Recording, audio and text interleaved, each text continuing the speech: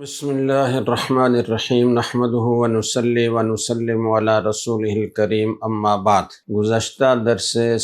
ریاض الصالحین میں ہم نے بنی اسرائیل کے ایک گناہ گار شخص کا واقعہ بیان کیا تھا، تو اس کا خلاصہ ذکر کر کے پھر ہم اس سے حاصل ہونے والے اسباب کی طرف آئیں گے۔ ایک آدمی جو لوگوں کو بہت ستاتا تھا، گناہ گار تھا، حتیٰ کہ 99 لوگوں کا قاتل تھا۔ وہ توبہ کرنے کا خیال پیدا ہوا تو کسی سے پوچھا کہ کیسے توبہ کروں، کسی کا پتہ بتاؤ۔ تو کسی نے ایک راہب کا، جو عبادت گزار عیسائیوں میں سے، جو عیسیٰ علیہ السلام کے متبعین میں سے بعد میں لوگ بگڑ گئے تھے اور انہوں نے رہبانیت اختیار کر لی تھی اور دنیا کا سب کچھ دندہ کام چھوڑ کر وہ صرف عبادت کے لیے خلوت اختیار کرتے تھے، اس کو راہب کہا جاتا تھا۔ تو اسے ایک راہب کا پتہ بتایا گیا۔ چونکہ علم کم تھا تو اس لیے جب اس قاتل نے پوچھا کہ میں نے 99 قتل کیے ہیں تو کیا میری توبہ کے قبول ہونے کی کوئی گنجائش ہے، تو اس نے کہا کہ نہیں، تمہاری توبہ کے قبول ہونے کی کوئی گنجائش نہیں ہے۔ اس نے اسے بھی قتل کیا، 100 پورے کیے۔ پھر جب توبہ کا خیال آیا تو پھر اس نے لوگوں سے پوچھا کہ مجھے کسی عالم کا پتہ بتاؤ، کوئی عالم ہو جس کے پاس پہنچ کر میں اپنے گناہوں سے توبہ کر سکوں۔ تو اسے ایک عالم کا پتہ بتایا گیا، اس کے پاس حاضر ہوا اور بتایا کہ میں نے ساری زندگی گناہوں میں گزاری ہے، شاید مجھ سے بڑا گناہ گار اس دنیا میں کوئی نہ ہو، میں 100 آدمیوں کا قاتل ہوں جس میں وہ راہب بھی شامل ہے، تو کیا میری توبہ قبول ہو سکتی ہے؟ تو انہوں نے کہا کیوں نہیں قبول ہو سکتی، تمہاری توبہ کے درمیان کیا چیز حائل ہے؟ کوئی چیز حائل نہیں ہے، کوئی رکاوٹ نہیں ہے، تمہاری توبہ قبول ہوگی، لیکن تم توبہ پر برقرار رہو اور دوبارہ گناہوں کی طرف تم نہ لوٹو۔ اس کے لیے تدبیر بتائی کہ فلاں بستی میں صالحین رہتے ہیں جو اللہ کی عبادت میں مشغول رہتے ہیں، تم ان کے پاس جاؤ اور انہی کے ساتھ رہو، عبادت کرتے رہو، دوبارہ اپنی اس بستی کی طرف لوٹ کر نہ آنا جس میں تم ان گناہوں میں مبتلا ہوئے ہو، اس لیے کہ اس زمین میں، اس بستی میں گناہوں کے اثرات زیادہ اثر کر گئے ہیں۔ یہ گیا اور جاتے ہوئے راستہ آدھا ابھی طے کیا تھا کہ اس کے انتقال کا وقت آ گیا اور اس کی روح قبض کر لی گئی۔ اب فرشتوں کے درمیان آپس میں جھگڑا شروع ہوا۔ جو عذاب کے فرشتے تھے وہ یہ کہتے تھے کہ ساری زندگی اس نے گناہوں میں گزاری ہے اور ابھی توبہ کی نہیں تھی کہ اس کا انتقال ہو گیا، لہٰذا ہم اس کی روح کو سجین میں لے کر جائیں گے، جو گناہ گاروں اور کافروں کی روحوں کا محل ہے اور مرکز ہے۔ اور رحمت کے فرشتے کہہ رہے تھے کہ جاء تائباً، یہ تو توبہ کرنے کے لیے آ رہا تھا اور اس نے توبہ کرنے کا ارادہ کر لیا تھا، لہٰذا ہم اس کی روح اعلیٰ علیین میں لے کر جائیں گے، تم اس کی روح قبض نہیں کر سکتے۔ جب وہ دونوں طرف دلائل تھے اور دونوں کے دلائل اپنی جگہ کافی قوی تھے، تو اس لیے ایک اللہ تعالیٰ نے فرشتے کو انسانی شکل میں ان کی طرف بھیجا اور اس نے آ کر پوچھا تم لوگ کس چیز میں لڑ رہے ہو؟ دونوں نے اپنے اپنے دلائل دیے، تو اس نے کہا کہ جھگڑا نہیں کرو، ایسا کر لیتے ہیں کہ جہاں سے یہ آ رہا تھا اس جگہ سے لے کر اس کے انتقال کی جگہ تک زمین کی پیمائش کر لیتے ہیں، اور جس بستی میں یہ توبہ کے لیے جا رہا تھا یہاں سے لے کر وہاں تک پیمائش کر لیتے ہیں، جس طرف کم فاصلہ ہوا تو بس اس کو انہی میں شمار کیا جائے گا۔ تو اب فیصلہ اس پر ہوا کہ ٹھیک ہے، یہ بات اچھی ہے۔ چنانچہ زمین کو ناپا گیا، جیسے پہلے عرض کیا تھا کہ اللہ تعالیٰ نے خود ہی زمین کو، جو صالحین کی بستی والی تھی اس کو کہا قریب ہو جا، اور جو اس کی اپنی بستی تھی جہاں یہ گناہوں میں مبتلا ہوا تھا اسے کہا دور ہو جا۔ تو اللہ تعالیٰ نے خود ہی فاصلے سمیٹ دیے اور یہ ایک بالشت کے برابر اس بستی کے قریب پایا گیا جس کی طرف یہ جا رہا تھا توبہ کرنے کے لیے۔ تو بس فیصلہ ہو گیا کہ اب رحمت کے فرشتے اس کی روح لے کر جائیں گے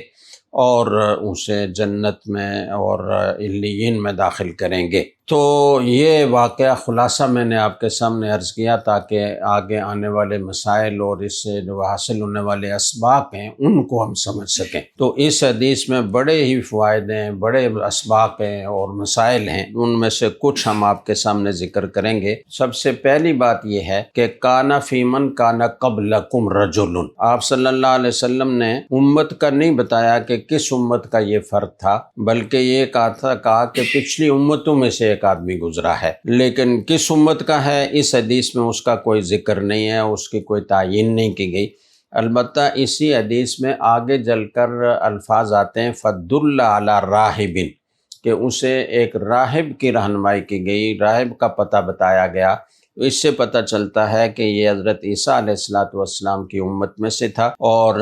یہ واقعہ اس وقت پیش آیا ہوگا جب حضرت عیسیٰ علیہ السلام زندہ آسمانوں پر اٹھا لیے گئے تھے، اس لیے کہ راہب اس کو کہا جا رہا ہے، تو رہبانیت کا سلسلہ تو آپ صلی اللہ علیہ وسلم کے آسمانوں پر اٹھائے جانے کے بعد شروع ہوا تھا، جیسے قرآن کریم میں آتا ہے وَرَهْبَانِيَّةً ابْتَدَعُوهَا مَا كَتَبْنَاهَا عَلَيْهِمْ، یہ رہبانیت جس کو خود ہی انہوں نے گھڑ لیا تھا اور ایک بدعت ایجاد کر لی تھی کہ دنیا کے سارے کام کاج کاروبار چھوڑ کر الگ ہو جاؤ اور عبادت کرتے رہو، یہ ہم نے ان پر فرض نہیں کیا تھا۔ تو یہ بعد میں سلسلہ شروع ہوا تھا، تو معلوم ہوا کہ یہ حضرت عیسیٰ علیہ السلام کی امت کے آدمی کا واقعہ ہے۔ دوسری بات جو اس حدیث سے معلوم ہوئی کہ اس راہب کے پاس جب وہ گیا اور کہا کہ کیا میری توبہ قبول ہونے کی کوئی گنجائش ہے، فقال لا، اس نے کہا نہیں، تمہاری توبہ کی کوئی گنجائش نہیں ہے، اتنے گناہگار 99 آدمی قتل کیے تم نے۔ تو اس سے کیا بات پتہ چلی کہ یہ بات راہب کی ظاہر غلط تھی، توبہ تو جتنا بڑا کوئی گناہگار ہو اس کی توبہ قبول ہونے میں کوئی رکاوٹ نہیں ہے جبکہ سچے دل سے وہ توبہ کر رہا ہو۔ تو اس نے علم کے بغیر جواب دیا۔ اصول یہ ہے کہ اگر آپ کے پاس علم ہے تو آپ سوال کا جواب دیں، اور اگر آپ کے پاس علم نہیں ہے تو آپ کہہ دیں کہ بھائی مجھے اس کے بارے میں پتہ نہیں ہے، تم کسی اچھے عالم سے پوچھ لو۔ تو یہ اس میں کوئی حجاب نہیں ہونا چاہیے، اس میں آدمی کا مرتبہ کم نہیں ہوتا اور اس میں کسی قسم کی توہین نہیں ہوتی، بلکہ اور لوگوں کے دلوں میں محبت اور عظمت بڑھتی ہے کہ مولانا ایسے ہی تکے سے جواب نہیں دیتے، بلکہ جب تحقیقی جواب ان کو معلوم ہوتا ہے تو دیتے ہیں، اور معلوم نہیں ہوتا تو کہہ دیتے ہیں کہ مجھے اس کا جواب معلوم نہیں ہے، تم تحقیق کر لو کسی اچھے عالم سے۔ تو اس سے ان کے دلوں میں، ان کے دماغوں میں مرتبہ اور بڑھتا ہے۔ میں نے پہلے کسی درس میں عرض کیا تھا کہ امام مالک رحمہ اللہ تعالیٰ سے کسی نے آ کر 48 مسئلے پوچھے، 48 میں سے صرف 16 کا جواب دیا اور 32 کے بارے میں فرمایا کہ مجھے نہیں معلوم۔ تو اس لیے اس کا اہتمام کرنا چاہیے، اور خاص طور سے علماء کرام کو، کہ اگر کوئی بات تحقیق سے معلوم ہے اور اس پر پورا شرح صدر اور اطمینان ہے تو وہ بات بتائی جائے، اور اگر تردد ہو یا معلوم نہ ہو تو تکے سے اور اندازے سے جواب نہ دیا جائے، یہ بہت بری بات ہے اور اس سے جہنم کی وعید ہے۔ فضلوا واضلوا، خود بھی گمراہ ہوئے، دوسروں کو بھی گمراہ کیا، تو اس سب کا وبال آخرت میں برداشت کرنا پڑے گا۔ تیسری بات جو اسی حدیث سے معلوم ہوئی فَدُلَّ عَلَى رَجُلٍ عَالِمٍ،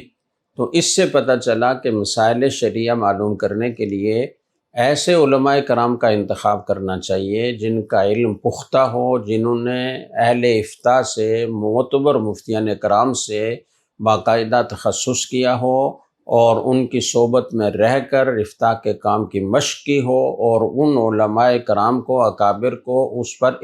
اعتماد ہو اور انہوں نے اس کو فتویٰ دینے کی اجازت دی ہو۔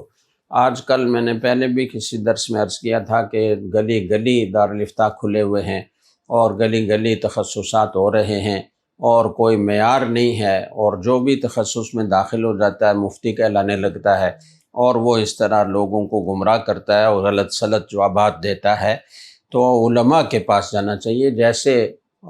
معتبر علماء، اور خاص طور سے جو علماء ہی نہیں ہیں اور نام نہاد اسکالرز ہیں، ان کے پاس تو مسائل شریعہ کے لیے بالکل نہیں جانا چاہیے۔ آج یہ بات تو ہر ایک کی سمجھ میں آتی ہے کہ جی اگر ہمیں کوئی بیماری لاحق ہو جائے تو ڈاکٹر کے پاس جانا چاہیے، کسی عمارت کا نقشہ بنوانا ہو تو انجینئر کے پاس جانا چاہیے، تعمیر کروانی ہو تو معمار کے پاس جانا چاہیے، کسی بھی فیلڈ سے متعلق مسئلہ ہو تو اس فیلڈ کے ماہر کا ہم پتہ چلاتے ہیں اور اس کے پاس جاتے ہیں۔ لیکن شریعت کی بات جب آتی ہے تو یا تو ہم خود ہی محقق بن جاتے ہیں اور الٹا سیدھا جو مطالعہ ہوتا ہے اس کے زور پر مسئلے بتانا شروع کر دیتے ہیں، یا پھر بعض اوقات غیر معتبر اور غیر مستند علماء کے پاس جاتے ہیں اور ان سے مسئلے معلوم کرتے ہیں وہ غلط سلط بتاتے ہیں، یا اس سے زیادہ خطرناک بات ایسی اس طرح پیش آتی ہے کہ تجدد پسند اور سہولت پسند ڈاکٹروں کے پاس اور اسکالرز کے پاس ہم جاتے ہیں، ان کے نہ تو باقاعدہ کوئی مستند علم ان کے پاس ہوتا ہے، نہ تقوی اور پرہیزگاری ان کے پاس ہوتی ہے، نہ سنت کا اتباع ان کے پاس ہوتا ہے، بلکہ بعض تو ایسے بھی ہیں کہ جو سنت حدیث کے سرے سے منکر ہوتے ہیں، اور ان کو بھی ہم اسلامی اسکالر کا درجہ دے کر ان سے اپنے دین کے بارے میں رہنمائی لیتے ہیں۔ وہ من گھڑت اور خود ساختہ جوابات دیتے ہیں، بلکہ بعض اوقات وہ مستشرقین کی تحقیقات لے کر وہ بیان کر رہے ہوتے ہیں ملمہ سازی کر کے، اور وہ علماء دین کو تاریک خیال، تنگ نظر، تنگ ذہن اور دقیانوس جیسے القابات سے نوازتے ہیں۔ تو یہ تو ٹھیک ہے کہ بعض اوقات جو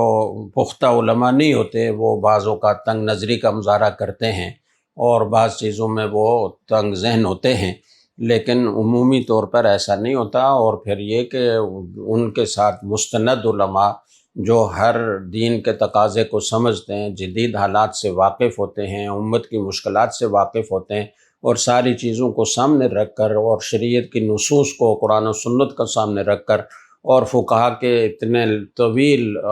تاریخ کو اور ذخیرے کو سامنے رکھ کر وہ اجتہاد کے ملکہ کو کام میں لا کر امت کی ہر مشکل میں رہنمائی کرنے کے قابل ہوتے ہیں۔ تو اس طرح کے معاملات میں جو جدید دنیا میں ہمیں پیش آتے ہیں ان علماء سے رابطہ کرنا چاہیے۔ چوتھی بات یہ معلوم ہوئی کہ فضل اللہ علی رجل عالم، دیکھیں راہب عبادت گزار تھا، وہ متقی پرہیزگار تھا، گناہوں سے بچا ہوا تھا، دنیا سے کٹا ہوا تھا، ہر وقت عبادت میں مشغول رہتا تھا، لیکن اس نے غلط جواب دیا، اور اس کے مقابلے میں ایک عالم کا ذکر کیا گیا، اس کی عبادت کا ذکر نہیں کیا گیا کہ وہ بہت ہی زیادہ عبادت گزار تھا۔ اگر کوئی عالم ہے اور وہ فرائض اور واجبات کو پورا کرتا ہے تو وہ اس جاہل عبادت گزار سے بدرجہ بہتر ہے کہ جس کے پاس دین کا علم نہیں ہے، وہ لوگوں کو گمراہ کرے گا۔ پانچویں بات یہ معلوم ہوئی کہ جو عالم کے پاس وہ آیا اور پوچھا کہ کیا میری توبہ قبول ہو سکتی ہے، تو اس عالم نے جواب دیا نعم ومن یحول بینہ وبین التوبہ۔ اس میں ایک عالم اور داعی کے لیے یہ بہت بڑا سنہری اصول نکلتا ہے کہ آپ دعوت دے رہے ہیں، آپ تقریر کر رہے ہیں، آپ بیان کر رہے ہیں، تو اس میں لوگوں کو مایوسی کی طرف نہ لے کر جائیں۔ رسول اکرم صلی اللہ علیہ وسلم نے فرمایا بشروا ولا تنفروا، بشارت سناؤ، لوگوں کو دلوں میں نفرت پیدا نہ کرو، یسروا ولا تعسروا، دین کو آسان بنا کر پیش کرو، مشکل بنا کر پیش نہ کرو۔ تو بعض اوقات بیان میں غلبہ، وعیدوں کا اور عذاب کا کے ذکر کا ہوتا ہے، جس کی وجہ سے لوگ مایوس ہوتے ہیں کہ ہم تو بہت گناہ گار ہیں، ہماری توبہ قبول نہیں ہوگی۔ تو اس سلسلے میں جو اصول ہے وہ یہ ہے کہ بشارتوں کا اور فضائل کا غلبہ رہنا چاہیے۔ مطلب یہ نہیں ہے کہ وعیدیں بالکل بیان نہ کی جائیں، بیان نہیں کی جائیں گی تو لوگوں کو پتہ کیسے چلے گا کہ فلاں گناہ پر کتنا بڑا عذاب ہے۔ بیان تو کرنا چاہیے، لیکن غلبہ ہمارا بشارتوں اور فضائل کا ہونا چاہیے تاکہ لوگ مایوسی کی طرف نہ جائیں اور انہیں امید پیدا ہو کہ ہم نے گناہ کیے ہیں تو اللہ توبہ قبول کرنے والے ہیں، ان سے سچی توبہ کر لی جائے تو اللہ سب معاف فرما دیتے ہیں۔ تو اس طرح عوام میں تنفر پیدا نہیں ہوتا، امید پیدا ہوتی ہے اور وہ دین کی طرف آتے ہیں۔ چھٹی بات یہ معلوم ہوئی کہ انطلق الی ارض کذا و کذا فإن بها اناسا یعبدون اللہ تعالی فاعبد اللہ معہم، کہ جب کوئی آدمی کسی جگہ رہتے ہوئے گناہوں میں مبتلا ہو چکا ہو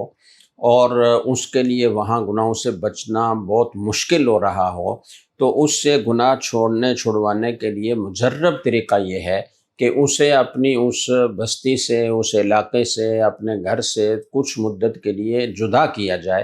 اور وہ دوری اختیار کرے، اس ماحول سے ہٹے جس زمین پر اس نے گناہ کیے ہیں اور جن لوگوں کے سامنے نافرمانیوں میں وہ مبتلا ہوا ہے، بری عادتوں میں وہ مبتلا ہوا ہے،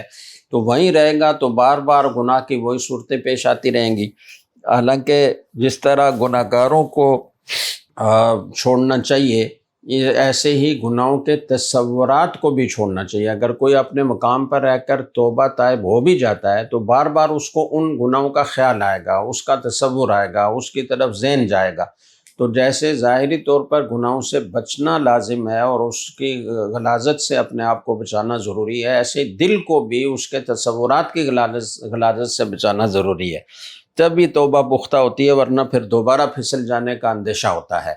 تو اس لیے جو ہے نا یہ کہا جاتا ہے کہ اپنے مقام کو چھوڑو، کسی شیخ کے پاس خانقاہ میں چلہ لگاؤ، تبلیغی جماعت میں چلہ لگاؤ، یہ سارے اوقات اس لیے لگائے جاتے ہیں تاکہ اپنے ماحول سے کٹے اور جن گناہوں میں وہ اپنے ماحول میں رہتے ہوئے مبتلا ہوا ہے اس کے تصورات بار بار اس کے ذہن میں نہ آئیں اور اس کی اصلاح کے لیے یہ چیز مفید ہو۔ اس لیے اس نے اس کو تاکید کی کہ اس بستی میں جاؤ اور وہاں عبادت گزار لوگوں کے ساتھ رہو۔ اور ساتویں بات اسی سلسلے میں یہ معلوم ہوئی کہ رذائل سے آدمی جان چھڑانا چاہتا ہے، برے اخلاق سے، بری عادتوں سے، گناہوں سے جان چھڑانا چاہتا ہے اور صفات حسنہ سے مزین ہونا چاہتا ہے، اپنے دل و دماغ کو اور اپنی زندگی کو اچھی صفات سے متصف کرنا چاہتا ہے، تو اس کا طریقہ بھی یہی ہے کہ اپنے ماحول سے ہٹ کر نیک لوگوں کی صحبت اختیار کی جائے۔ اپنے ماحول میں رہتے ہوئے بھی نیک لوگوں کی صحبت کا بھی ساتھ ساتھ اہتمام کرنا چاہیے، کچھ نہ کچھ وقت آدمی کو اللہ والوں کی صحبت میں رہنا چاہیے۔ کبھی چلہ لگا لیا، کبھی کم و بیش اوقات لگا لیے اور پھر اپنے مقام پر واپس آ کر تو یہ نہیں کہ بالکل چھٹی ہو گئی، بلکہ اپنے شیخ اگر اپنے شہر میں تو ان کی اصلاحی مجلس میں ہفتہ وار یا 15 دن جو بھی ترتیب ہو اس کے مطابق جانا چاہیے، اور اگر اپنے شیخ کے شہر میں آپ نہیں ہیں تو جس شہر میں ہیں اس میں بھی اہل اللہ موجود ہوتے ہیں، تو کسی نہ کسی اہل اللہ کی صحبت میں کچھ وقت ضرور گزارنا چاہیے اپنے شیخ کی اجازت سے۔ ان کی زندگی دیکھ کر، ان کی عبادات، ان کی ریاضات، ان کے مجاہدات، ان کے اخلاق، ان کے معاملات، ان کی نشست و برخاست دیکھ کر قدرتی طور پر انسان میں یہ چیزیں منتقل ہوتی ہیں۔ صحبت کا اثر مسلمات میں سے ہے۔ جیسے آپ کسی چیز کو بھی ٹھنڈی جگہ میں رکھیں گے تو وہ ٹھنڈک کے اثرات قبول کرتی ہے، فریج میں رکھیں گے تو آپ گلاس رکھیں گے، کٹورا رکھیں گے، وہ ٹھنڈا ہو جائے گا، اس کے اندر جو چیز پڑی ہوگی وہ بھی ٹھنڈی ہو جائے گی، اور اگر آپ اس کو وہاں سے اتار کر چولہے پر رکھیں گے تو آگ لگے گی، وہ آگ کے نیچے، آگ کے اوپر رکھیں گے تو وہ گرم ہو جائے گا۔ تو جیسے ہر چیز ٹھنڈک اور